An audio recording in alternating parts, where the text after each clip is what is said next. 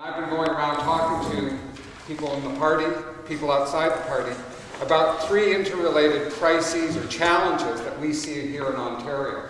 The growing climate crisis, the economic problems we're facing here in Ontario, and the coming to an end of old oil technology and what that means for our lives and what that means for the future of this province. I'll be talking about those three, but I want to say as well that there are huge opportunities here for us that could mean a very, very bright and hopeful future. Huge opportunities. And I think if we approach these three issues by looking at the opportunities that they present to us here in Ontario, we have a message that I think will move people in the rest of this province, that will move them politically. Over the last decade, the price of oil has gone from $10 a barrel, roughly, to around $90 or $100 a barrel now. And the expectation is that the price will continue to go up. And around the world, demand for oil continues to go up. And that increase in price is beginning to pose problems for individuals and for economies. There was an article published in the United States, a poll that was published in the United States in December, showing that over this winter, 12% of Americans will be relying on credit to buy their heating fuel. They will have to borrow to keep themselves warm. 9% of them will be using credit cards to pay their heating bills. We're facing a period, we're coming into a period where the world of cheap, easy to get, abundant oil and natural gas is starting to come to a close, if we haven't already come into that period. There's another reality, and that's that the price, the cost, the consequences environmentally of burning non-renewable fuels to drive our economy, those costs, those consequences, we can't ignore them any longer.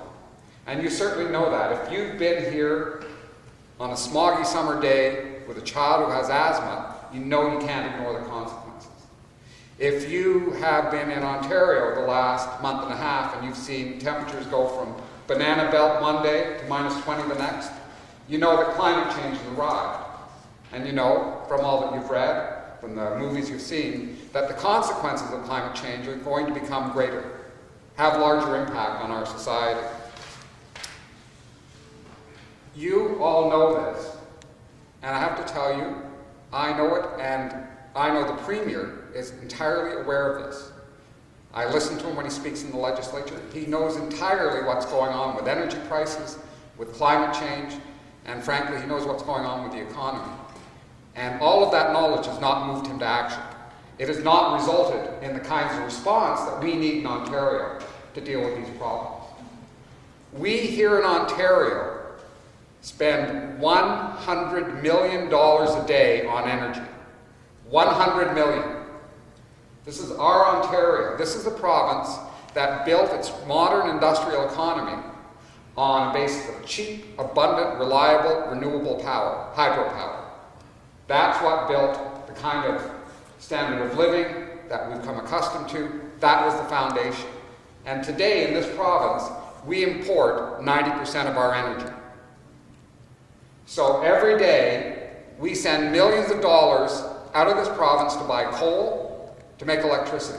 We send millions to Venezuela, to the Middle East, closer to home, to Alberta, for oil, to run our transportation system.